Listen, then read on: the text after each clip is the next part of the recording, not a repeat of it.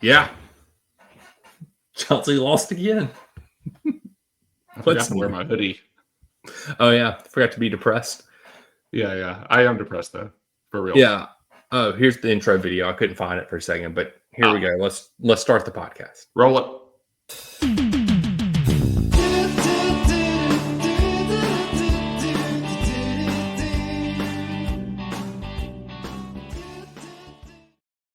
Yeah.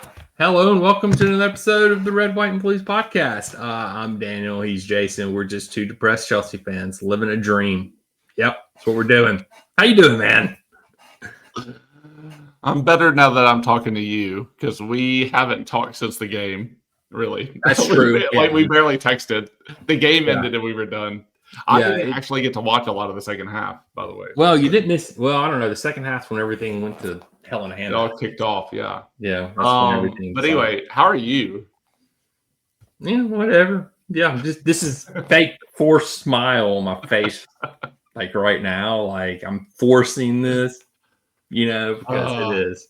I mean, whatever. I texted you earlier. I was like, we're going back in time because this is like, like it was for like the last 2 years, like when it was just like, oh, we lost again. Oh, we lost again. Oh, there's no hope, like whatever. But yeah, I don't know.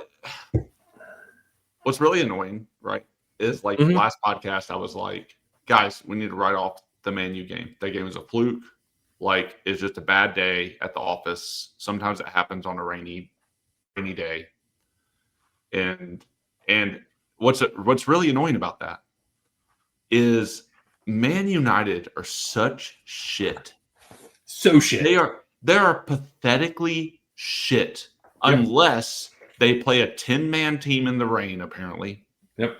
Or Chelsea in general, because they were dominating us in the first 15 minutes before the red card. So, I mean. Still, though, we could have settled in. Maybe not, because maybe we're looking at like some things that are going that are following us from week to week. But at the same time, right, like they go to Brentford, they get their asses handed to them.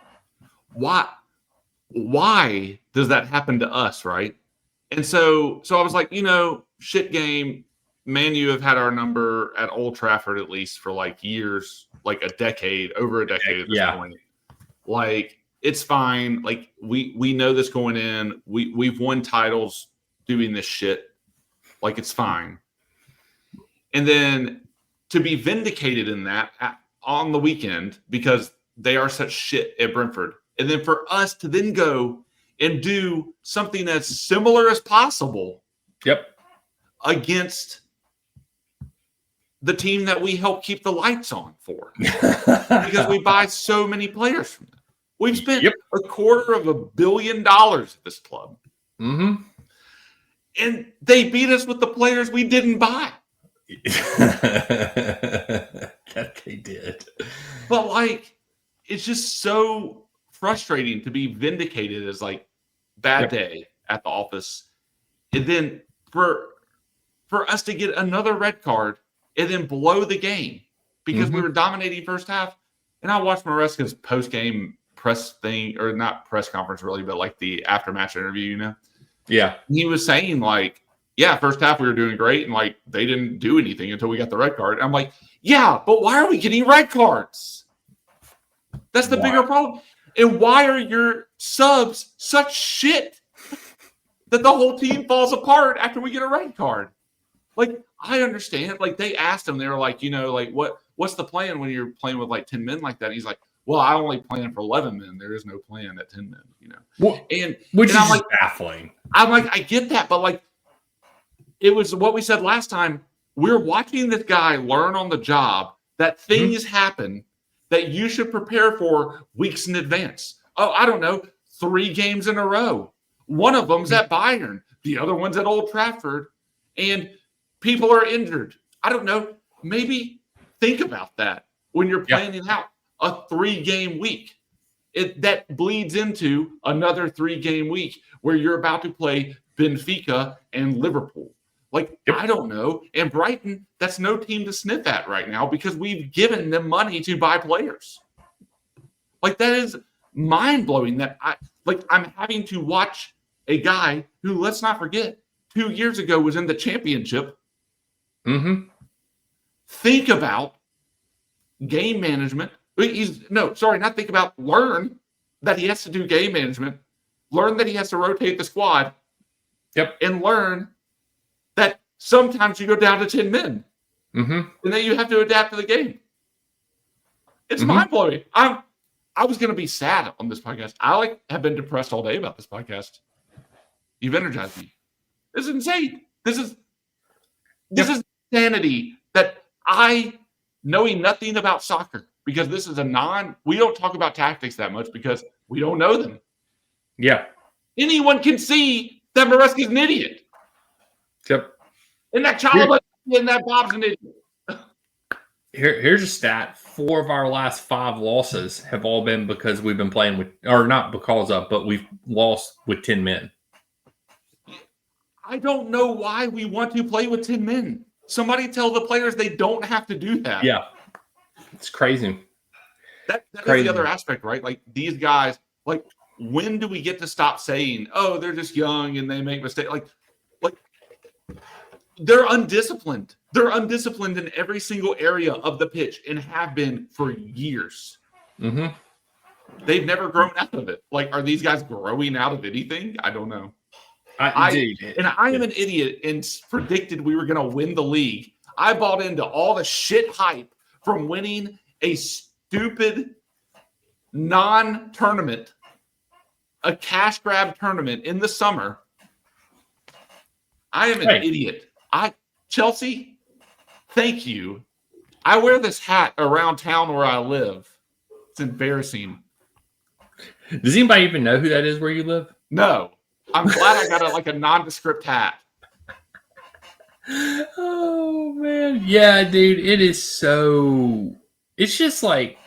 I don't know. I think it's frustrating because...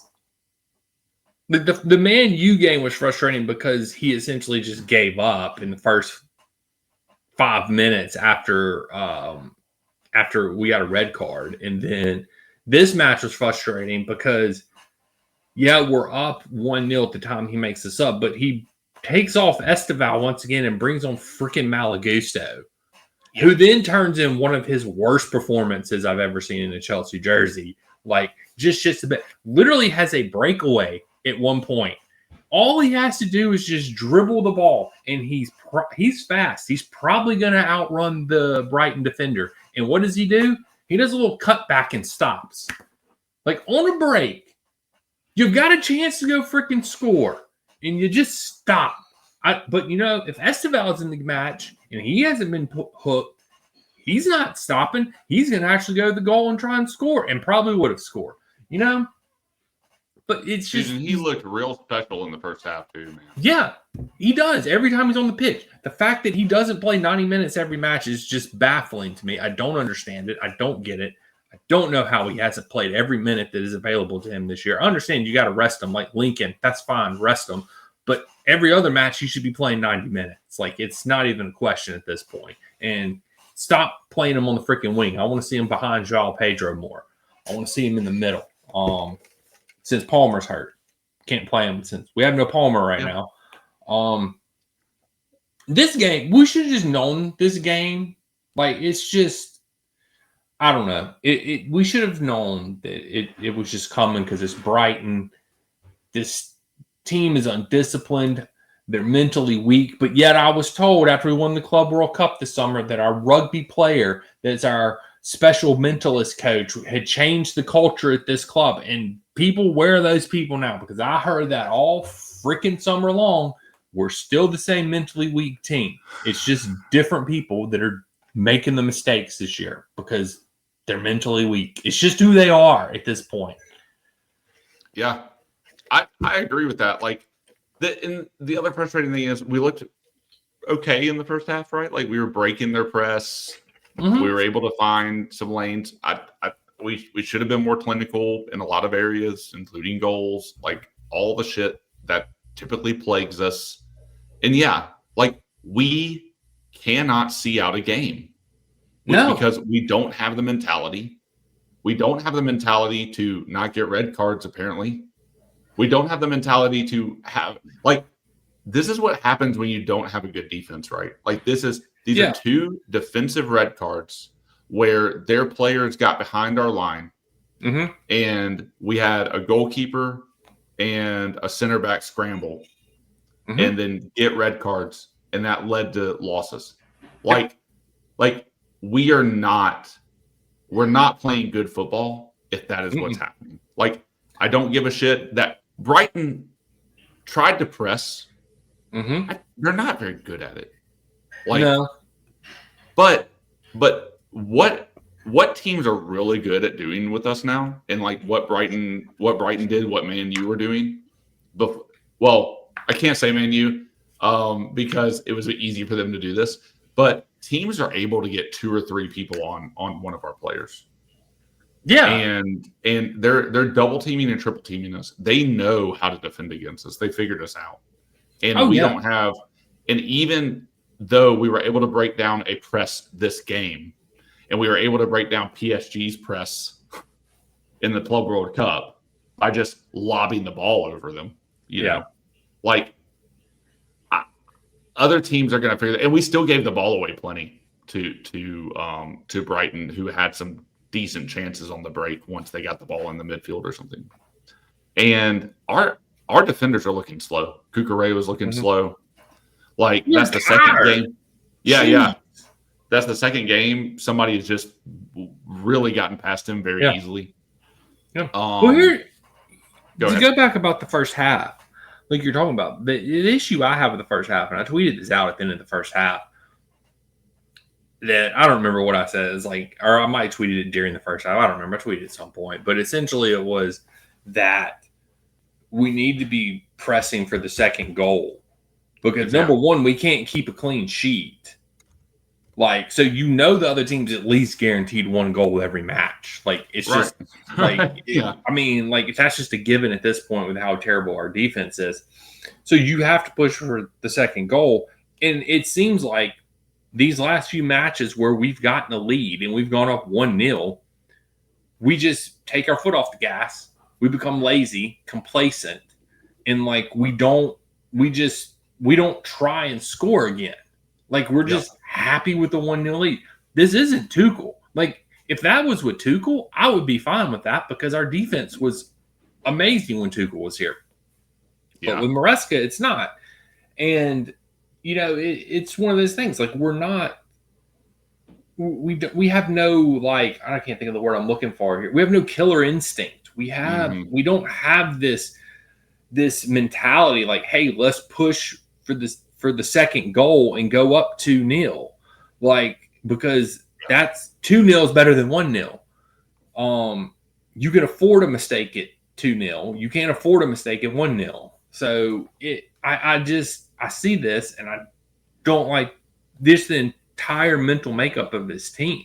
Like, it's just they're entirely mentally weak to me. And like, and the thing is like, I don't know whether you blame Maresca for that. I don't know if you blame like the mental coach. Like, is it just who they are at this point? Like, I feel like very few people on this team are actual winners. Like, if they don't have that mentality, and you can get by with having a few of those people on your team, but you need leaders. You need people that are mentally strong, that are going to pick up the weaker players. Like Thiago Silva, there's no better example of that. That's like the last true leader we've had on this team. As much as I like Reese, he's not a leader to the caliber I think he should be. I agree. But like, we just lack that, and we've screamed and yelled at the board for this for years. And like, I mean, it's not going to do any good at this point. Like, it is what it is. Like, we have to come to terms as fans of saying it's just going to be a bunch of 19, 20, 21, 23-year-olds here for a few years. Then we'll sell them for profit and get a couple new 19, 23-year-olds. Maybe we'll have a couple people that hang around for years to come, like a Reece James or a Chalaba. But I mean, a lot of those people are going to be involved because they're pure profit. But I don't know. It sucks is what it does, because it's not, I guess, what we came to know Chelsea for. Like, it's no longer a winning club; it's a profit club, and people have, I think, yet to realize that because they're like calling for Maresca's head, and I'm like, and I mean, like, you can't like blame it all on Maresca. You got to blame the board because they didn't buy him a center back like he asked for, which is completely reasonable request. But apparently there was no age profile center backs that fit the category. You know, there was no 19-year-olds out there, up and coming center backs that they could buy. You know, and you can't blame Maresca for the red cards. And so, like, people 100%, like, there was somebody talking bullshit on Twitter the other day after the match. Like, this is 100% Maresca's fault. I'm like, this is not 100% Maresca. Does he share the blame? Sure, yes.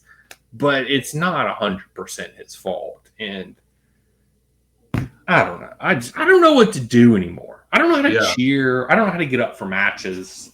Yeah. It was nice while it lasted, the first 6 matches of the season.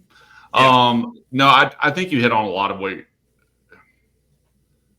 good points there, because I do think that you and I, for like the 3 years that they've owned this club, like that we basically started this podcast and like Tuchel got fired, right? Like, and like replaced. That was our first season.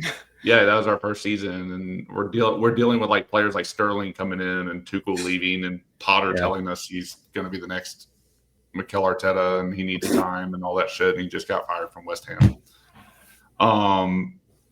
Like, which just goes to prove that we didn't see it there. I am not there with Maresca. I think Maresca is compounding some of the issues with the decisions he's making, sub-wise and management-wise. It's just really frustrating because, like, it did in some ways feel like this team came out of the Club World Cup with an identity, at least, which is something that I hadn't felt like we had for several years. And so, and like, we're quickly realizing that, like, they're all still, like, if we take Maresca's older, right? But like, this is his second year at a Premier League club. Like, some of these players, it's their first or second year at a Premier League club. Some of these players, it's only their 4th year playing professional football or whatever, or 5th year. And they're like still 22 or whatever. So it's like, we are watching like people still learn how to do this. Now, to your next point, right? I don't think that's an excuse. To your next point, that is the top-down decision, right? Like, the makeup of the team is to do this. And the expectation, which is why I was bringing up earlier, like, we've been in like this, what is our expectation? How do we set our expectations? We're in a wait and see kind of like we're in a holding pattern, you know, right? Like, we have to wait and see for them to come good. And the summer masked a lot of issues, I think, and like, but it felt like we had a core identity, and maybe we were getting some of the mentality back, because you and I have been complaining about that for years, and it's on tape. And like it has been a thing with this team. Like, last season, it was like we could not see out 2 halves, and we thought Nico was the red card problem, and now everyone's a red card problem, and then Maresca doesn't know how to manage it. But like, the expectation is, right, like, and this is what I took away from what you were saying as Chelsea fans, is that we need to set the expectation that we're a mid-table club that is owned by people that are in the 4th year of a 10-year project, and they're looking to start recouping some of their investment. Yep.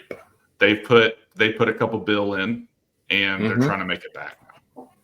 And they had a really good selling season this time around. They're going to want to keep doing that. So if we have a club, oh man, what's crazy is I just had a thought in my head. Like, if we're a successful club, right, we don't want to sell the players. If we are a mid-table club that have like really great players like Palmer, really great players like Esteval, players that have, we'll take last season, players that don't even have that good of a season, like Nico Madueke, right? And we can take a player like Madueke and flip him and get 50 million pounds for him. Mm-hmm. Yeah. Or dollars for him or whatever. Yeah. Whatever it is. Yeah. I think they would rather us not. I think they would rather us be like a moderately successful team that players are okay leaving and we're okay selling them to flip them. I think that's really where they want to be. I don't think they want to win a championship because we're going to want to keep the players. Mm-hmm. Hardly any team does what Liverpool does, right? And like you win a championship and then you spend 250 million in the next window. That hardly ever happens because you want to keep the team together to win the next championship, right? Like, or you want to keep the success going, right? And you're going to do that with a core set of players that have the mentality, that have played together, that have the experience of winning, that have the experience of winning together, that has a manager that they've tasted success, and they want to keep going. Liverpool is an anomaly in this situation. I don't know if it's like a new era of football or whatever, but maybe. But like, if we are serial winners, there's going to be outrage if we start selling players. If we don't win that much and we stay close to the top and we're competitive, like you can see, they don't care about how to make money traditionally.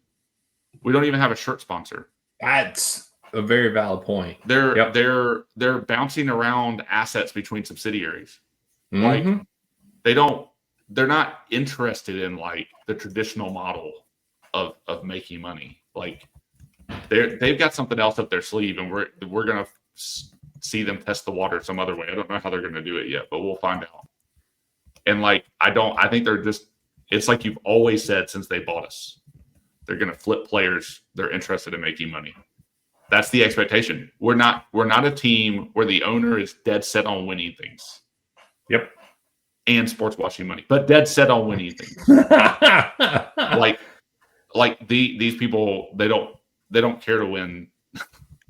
I don't think. I think it would make our players too valuable to sell, where they want to keep us just valuable enough to make a lot of money from sales. If that makes sense. I thought I explained it pretty well, but I did. I hadn't thought about it like that before, but like maybe, and somebody else has probably said something really great about that online somewhere, because it, we have a lot of people, smarter people than me saying things, but I'm going to go look for it. I'm going to go look for somebody that's already like talked about this, but I don't think people talk enough. Like, we still look at Chelsea in a traditional fan view that was like the 20 years of Abramovich, right? Like, for sure. Like, and in the next 4 years, like the past 3.5 years, like it's not, we cannot look at this team like that. That's just not this team. Like, we need to be talking about this team on the level that requires that, not like we're pushing for everything. Mm-hmm. Well, yeah, it's like Drogba said, I don't know I think it was like 2 years ago, I think, after Clear Lake took over, is like, I don't recognize my club anymore. Yeah. And people they're having issues with disassociating from the Abramovich way of doing things to the Clear Lake way of doing things, which are two completely different models. And because Abramovich's approach is very much like Liverpool's approach this past summer, where, like you were saying, they spent 250 million. They just reloaded their squad.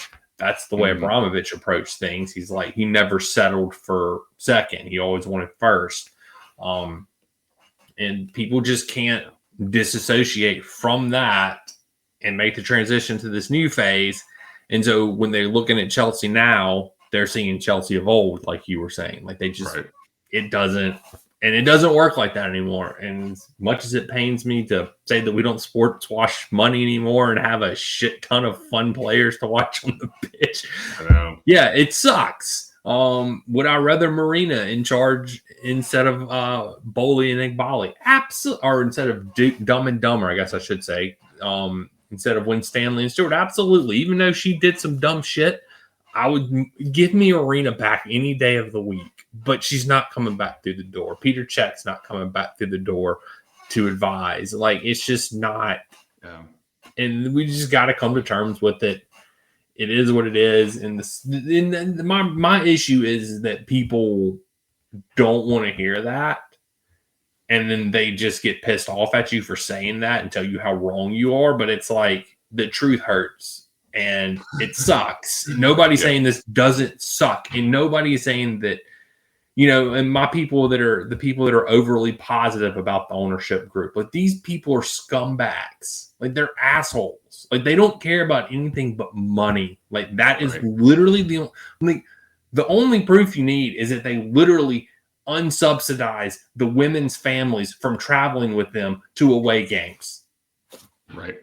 That's what assholes do, not what people that care about winning or care about the club do. Like they don't sell the women's team off from underneath themselves to another asset. They don't sell a hotel. Yeah. It's just the sooner people realize that we need to disassociate with the old Abramovich era and start, and whether you want to associate with this era or not, I'm choosing not to associate with it. I'm choosing to call their BS out because that's what it is. And I'm going to sit here and complain about it. I'm going to love my club. I'm going to love the players, but I'm going to sit here and complain about the owners until they freaking sell it off to another asset group at this point. But Daniel, you'll never be friends with the players and you won't get to go party with them in New York. Ooh, just what I want to do on our podcast. Let's just go to the next level. And I want to go talk to the players at parties in New York. Love the players. They're great. I would love to go to party with them, but I'm not going to do anything I'm going to bash the owners as much as I want to. And I don't know. Yeah. It is what it is. I mean, this is turned into totally just off the, like, we're not talking about the match. I don't even know how to talk about the game and like, there is no way. I mean, like, Chalba got his red card, I think, in the 56th minute. But, I mean, we didn't concede until the 90 plus. We conceded two. Twice. No, we did like a 70th minute, and then we conceded 2 in stoppage. Huh? Oh, yeah. Sorry. I forgot that the game was already started. You're right. And, of course, it was freaking Danny Wallback, too. I know. Like, of course. We conceded freaking 2 goals in stoppage, man. That We're like the reverse of Liverpool this year. Like they score and stop. So just go and make your predictions for this week. We're going to be tied 1-1 with Liverpool, and we're going to get it. We're going to concede a goal in the 90+ minute to Liverpool, and they're going to win 2-1. Just go and make my prediction now. What is so annoying, and it goes back to the freaking Man U game. Like, because I think you're right. Like we should be able to get after Liverpool. And, like, I think, like, on paper, if we, like, have a good mentality in the game and we're playing clinical football, I think we can go toe-to-toe with any team in the league. Mm-hmm. And the problem is we don't do that. And we're not consistent about it, even within a game. We're not consistent about it game to game. We're not consistent about it within a game. 100%. And, like, it's just annoying that, like, all the teams that we played so far, we could have won. And we would be in a lot better position to be facing Liverpool. Like this would be a way more important game this season if everybody just wasn't like making the most boneheaded decisions from Maresca down. And I'm not even going to talk about injuries. Like we have a decent amount. Oh, we can talk about injuries in so much as the owners don't really take care of the center back situation, and then we have our main center back go down, and they still don't take care of the center back situation. Like it's just insane. So I don't know, man. It's just really frustrating because I think if we were,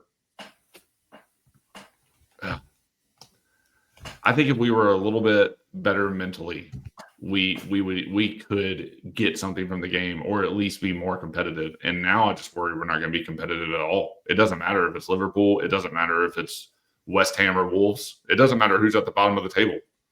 Like I view us as the weakest team in the league right now. And only because we're like Swiss cheese right now. We are like Swiss cheese. I would agree with that. I think any team can get after us. Is what I'm saying. Well, like, I mean, it is that way in Premier League normally, right? Like it's just that's why we love it. That's why we love the league. That's why it is. I don't think I totally buy into the mentality thing. I don't think we're mentally able to stay with it in a game. And I don't trust Maresca to game manage in any way that is going to help when the team isn't mentally able. Yeah. Or if we dip in momentum, or if we're just having an off day. Like I don't trust this team across the board, which is annoying because I did at the start of the season. And I mean, like, it's only taking 6 matches. I know we're watching them fall apart right now. And like, we are.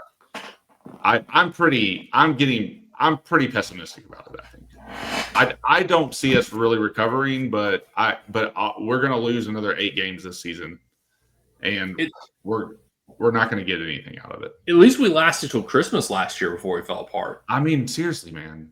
Like that's we haven't even hit the December lull yet. That's the crazy thing. It's just so frustrating. It's so disappointing. Mm-hmm. It's so disappointing. Like that they don't take the advantage of the. It's just everyone not taking advantage of the chances we have. And like last season, like it was mostly in front of goal, and this season it is everywhere in the club. It is transfer window, Maresca decisions, players. It is players all across the pitch, not just in front of goal. So, I mean, because I would argue last year, I don't know, like, and the weird thing to sit here and say is Colwell's not playing. Yeah. And like Colwell, I don't think he's like a game-changing center back. Like, I don't think he's like this star. Like, I don't think he's on a Van Dijk level, like where you can just count on him every match. Like, I think his passing is better than his defending. I think we do. I think we miss that more than we miss his defending sometimes, because he was one of the few defenders that could actually make those line-breaking passes. But it's so. I don't know. So, like, that's literally the only difference from last year. Palmer, I guess, is hurt now and out because they don't know. They're making him play against Lincoln and other dumb freaking shit that he shouldn't even be playing. Yeah, that he shouldn't even be playing in when he's hurt. So it's like terrible management. I don't know. I just can't see Colwell being that much of a linchpin to where we're that much worse defending. To your point, though, about his leadership, I think Colwell was growing into. That's fair. I would accept that. I think that's a fair assessment. I think he was probably growing into more of a leader than Reese. Yeah, I agree with that. I mean, and like you can't argue. Like, we had actually become pretty good defensively at the end of last year and through the Club World Cup. We were actually pretty good defensively. And I think it showed with the way Bob played. Like, I think he got better because he had more confidence in the defense. Like, I think as a whole, we were playing better. But I just refuse to believe that Levi Colwell going down just completely crippled our season. Maybe it is. Maybe it has. I don't know. But maybe that is the reason. And like Maresca, that he has every right to ask for another center back. He had a right to ask before Colwell went down. We would argue on this podcast. A lot of people disagree with us, but it's like we literally spent $85 million. No, $90 million. Was Garnacho 30 and getting 60? Is that what it was? Yeah, we spent $90 million on left wingers. Not to mention that Quinde's coming in next year. Yeah. Well, just on left wingers, but we can't buy a center back.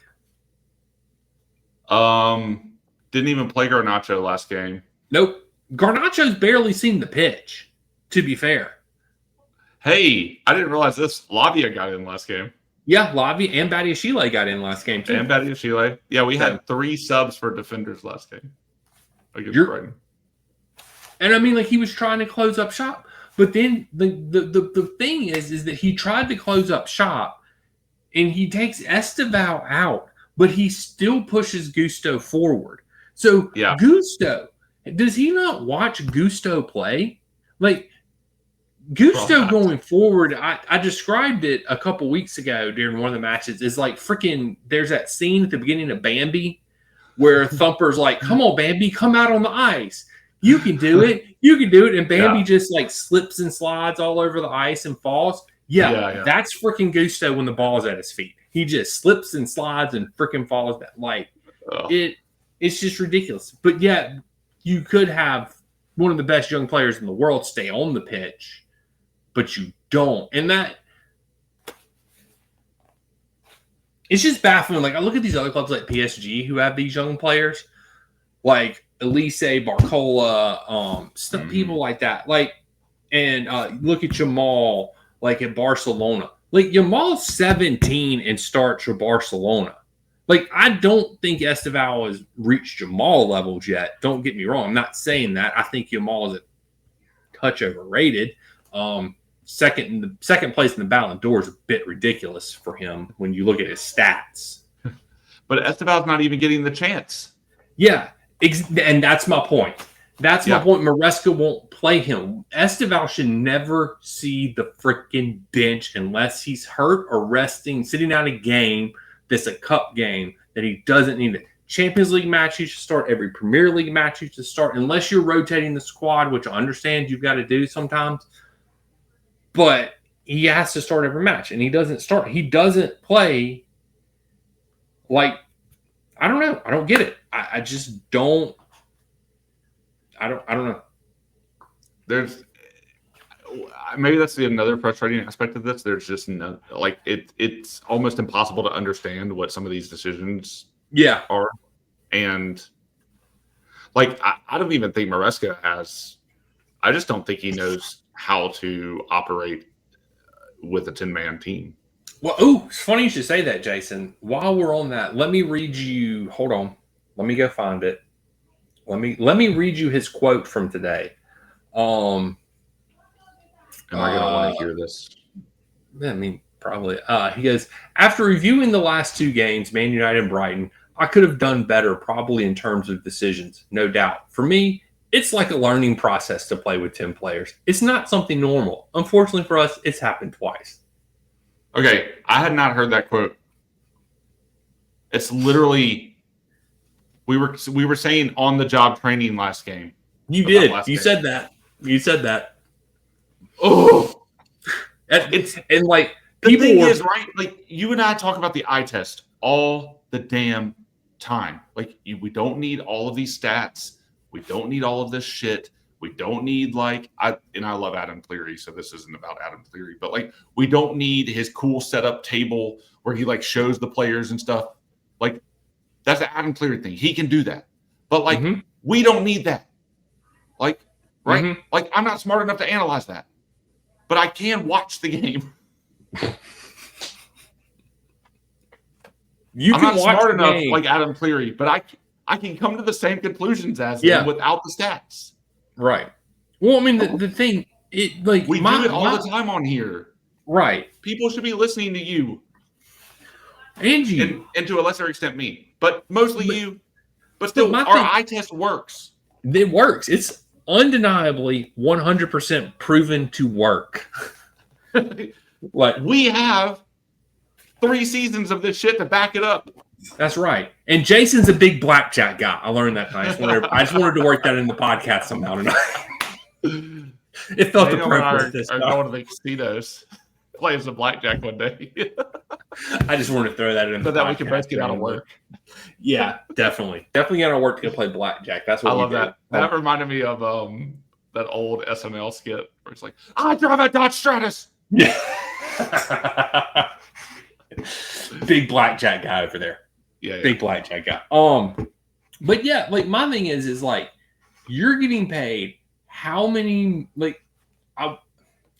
Alex Goldberg earlier today said that this showed humility, like from Maresca. My thing is Maresca's getting paid multiple millions of dollars a year to manage our team. And he is never prepared, never sat down for a scenario involving, okay, if one of my center backs goes down, how am I going to address this? If my goalkeeper goes out, how am I going to set my team up tactically? That's never crossed his mind in the last year and a half as a child. It should have crossed his mind before that. Like, you've been in at least an assistant manager for years under one of the great managers, Pep Guardiola. I can't imagine you've never had a conversation about 10 men. I just can't imagine. So you mean to tell me this guy has never thought about 10 men, what he's going to do? That just says, I don't know what I'm doing. I'm a bad manager, and I don't prepare for matches. He's just not prepared. Like, that's what that says. It doesn't show humility. It shows that he's not prepared for the match. Because he literally just admitted that. Right. In his quote. Right. Yeah. It's not humility. It's I'm a dumbass for not preparing for the match. Yeah. I had the same thought as you. I like it. Like, he doesn't get paid to be humble about situations that he doesn't even plan for. Yeah. Like, he's getting paid to prepare. He's getting paid to prepare his players. He's getting paid to prepare his strategies. He's getting paid to prepare how he's going to manage a game for multiple situations. He's getting paid to motivate.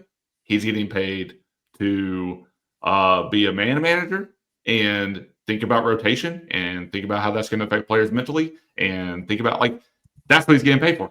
Like, why are we hiring coaches who need on-the-job training in the same way that we're hiring players that need on-the-pitch training? We're not hiring experienced players. We're not hiring experienced coaches. Like, this is just the result. I guess this is just the result. This is what happens when you don't hire anybody with any experience. We have a rugby coach coming in because our manager can't do that. Our mental, like, why do we need this whole extra thing? Is it like, isn't that what the manager is supposed to be for? It's great. I don't need him to be humble. I don't need to make excuses for his unpreparedness by saying, "Oh my gosh, he's so humble." That's so stupid. Okay, I do want to correct myself. Alex said, "I appreciate the honesty." Okay, not humility. That doesn't really make it any better, but I'm less mad about Alex, but the humility thing really got me. But if he didn't say that, then he did not say that. I did just tweet him back he honestly just admitted that he doesn't prepare for matches. I mean, that's a pretty good response, though. But that's what he admitted. That's I misquoted. I wanted to correct myself. Hey, I thought that showed a lot of humility for you to correct the record, Daniel. Yeah. All right. So anyway, Jason. Well, I guess let's go and predict Benfica tomorrow. The return of the chosen one, the great one, the one and only Jose Mourinho returns to Stamford Bridge tomorrow, which I didn't know. He apparently lives like right across from Stamford Bridge. Wow. Yeah, like he's like, I know what happens at the games because of the way the crowd reacts. He's like, I can hear it from my house. So what kind of shithousery is about to happen in this match? Dude, thanks to Move. This was probably the one match I was looking forward to most in the Champions League, and now I don't even get to freaking watch it, and I'm so pissed. I'm gonna have to listen to it. I'm gonna put an AirPod in and stick my phone in my pocket and walk around and listen to it though. I won't text you the whole time. So I'll probably but yeah, just because you won't be able to see them. Yeah, your words as you just said. What shithousery is going to take place tomorrow? So much shithousery is going to take place tomorrow. I don't even know. He's about to come into Stamford Bridge try to make a statement. Yeah, 100%. And with the way wouldn't we're be surprised if right there now, were multiple red cards on both sides. Mourinho's probably going to get a red card. Oh, dude, that'd be awesome. Dude, if he's like, I hope we get like back in the day, like Mourinho, Winger, their touchline arguments and fights. And maybe he'll pick a fight with Maresca tomorrow. Oh, we'll get another handshake. Yeah. The Tuchel Conte handshake from back in the day was fantastic. Classic man, I miss those days. Yeah, I miss having a fiery manager that shook hands aggressively with the opponents. Yeah, that doesn't have to be honest about how unprepared he is. Yeah. But no, I do not want Mourinho to be our manager ever again. Really, No, I don't either. No, I thought that he left on a sour note as well. But it will be good to see him. I am genuinely looking forward to seeing Mourinho back at the and bridge. too, watching him walk the touchline at the bridge again will be nice.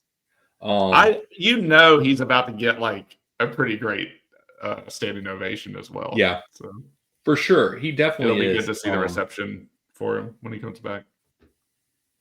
Yeah, he definitely is going to get a big reception. So I don't know. I'm hoping that we can pull it out. We desperately need points in this Champions League match tomorrow. Like desperately. Yeah. Need something out of it. And I don't know. It's gonna be interesting. So I'm just hoping we make Champions League next year because I don't think we're gonna do anything else for the rest of the season. That was Maresca's goal for the year, according to like the reports, was to make Champions League. And that players, according to Matt Law, players that were bought in the summer were told that Maresca would be here for the whole year and be reevaluated at the end of the year. Okay. So that's sort of where we are with the Maresca situation. I'm on that timeline too. Like I am definitely not Maresca out right now. I think that's insane if anybody is. And I think he's earned the right. Like last season ended really well. We did what we were supposed to do by the end of it and got more out of it than I thought we would. So I think we got a lot more out of it than I think anybody thought we would. For sure. Like it just wasn't like a sorry. I have soccer cards coming up for bid on eBay, so I was a little distracted. It's like prime soccer bid time for you. It is every Monday night. Every Monday night. But yeah, I don't know.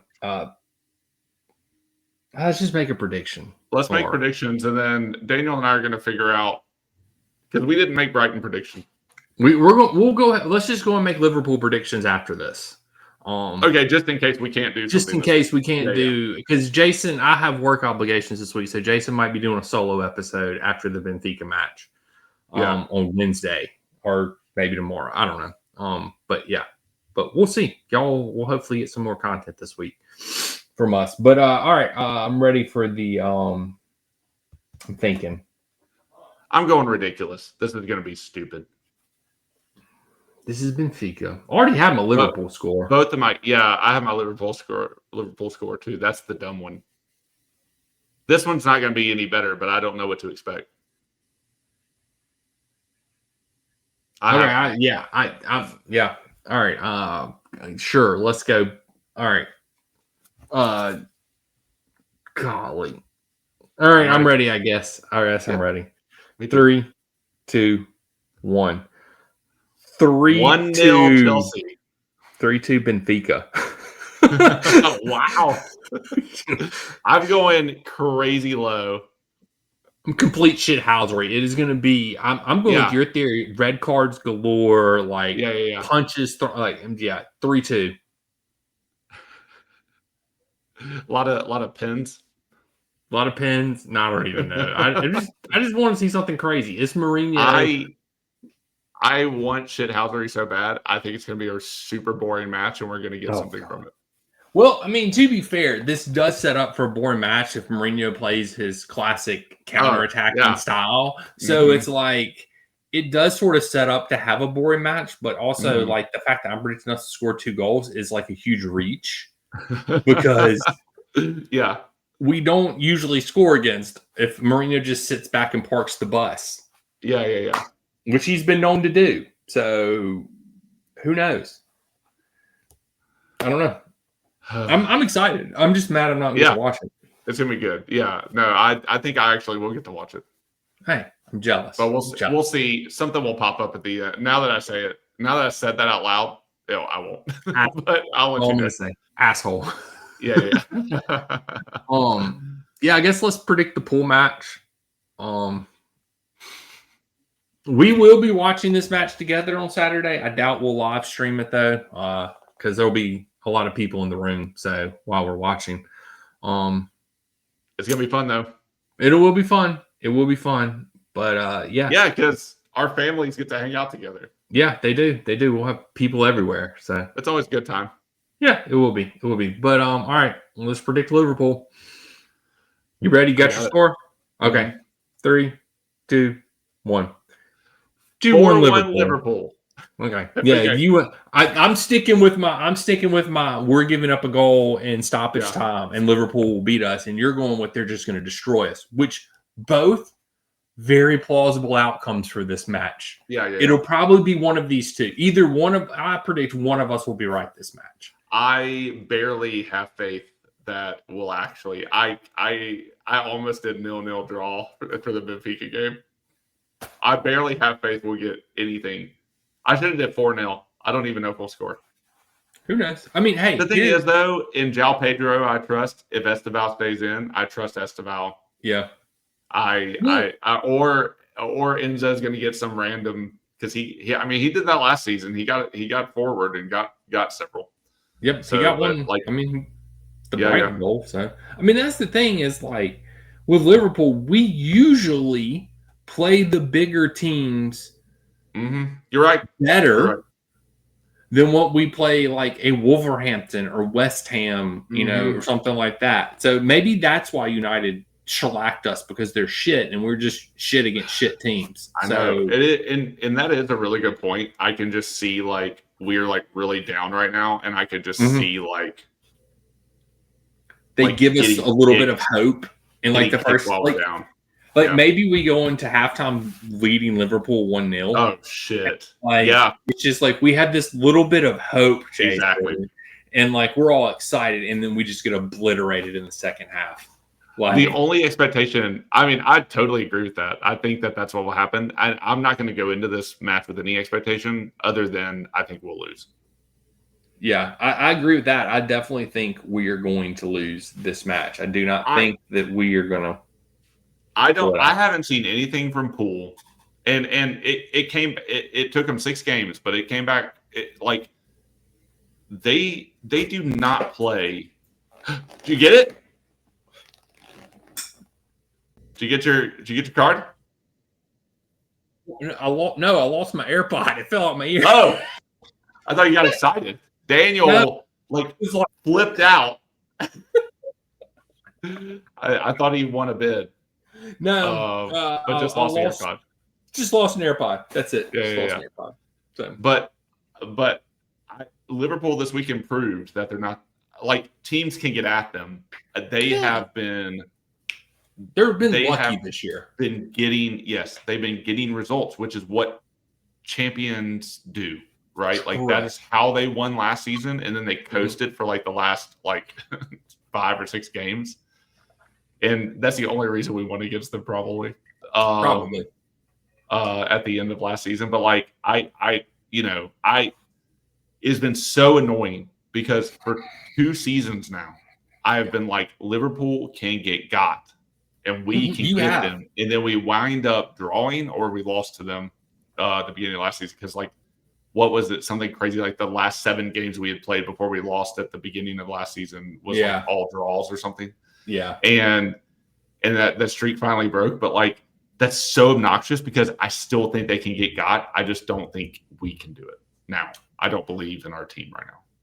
I don't believe in it. Yeah, and that's the thing that plays a big part in it too with the Liverpool matches, like the form that you go into when you're playing them. Like they're not they have literally, but like you said, they've gotten lucky, but it is a mentality that they have. That's the difference. Exactly. Like their mentality is so much greater than ours. Like it just does scream that we could just wholly have blown off the pitch on Saturday. And they can see it out, and we can't right now. Nothing. Yeah, and that's like Arsenal is sort of developing that same mentality, like with their comeback against Newcastle and just Newcastle capitulating. I watched that match and it was just like, how Newcastle, how? But it is what it is at this point in time. Yeah. I'm sort of we'll make it through the season and we'll reevaluate at the end of the season. So yeah. Nobody's out for me until the end of the season, but it's going to be really hard to watch us if we stay on this trajectory. But I don't see any reason that we won't. That's the valid point. Is like there's nothing that I really see this. Like, I mean, other than Palmer coming back, but that's going to be in a couple. Who knows how long that's going to be? Mid-October, month and a half, or maybe 2 weeks. I guess I guess I don't know what. Why they did that? That's a whole other shit show. Yep. That we don't even talk about is some of that backroom shit. Mm-hmm. Maresca needs to get his shit together. His backroom staff needs to get their shit together. Our rugby coach needs to get his shit together. I have no hope for the directors of football and the ownership. No, they're gone. They're gone. Their plan is working out perfectly according to them. Yeah, according to them, you're right, 100%. Like it's going to the T, to the plan. We want young players, and we want to flip them for profit. This past summer, perfect example of that. Yeah. Oh, it's so annoying, man. It is so freaking annoying. So, whatever. Yeah, I don't know how Liverpool's going to go. I'm just going to go in and just be like, you know what? I don't even care. If we win, woohoo! I'm with you. We're hanging out that day. It's going to be great. Yeah. It's going to be great regardless. We're going to drink beer. Yeah. Awesome. We're going to, look, that's the bright side of this, Jason. If we lose, we're just going to go drink a bunch of beer afterwards. So. I love it. I can't wait. Yeah, I can't wait. Either. It's going to be great. What time is the game? I believe 10:30. Oh, good. That's manageable. It is manageable this time. I'm going to look right now. I believe. Well, okay. So this says Fight Mob has 11:30. I don't know if that's Central Time or. Yeah. I don't know. But anyway, it's not 8 in the morning, so that's easy. No, it is definitely not 8 in the morning. Yeah, so according to Google, it's 11:30. Wow. Okay. So hey, well, we can talk. We have time to plan now, so that's good.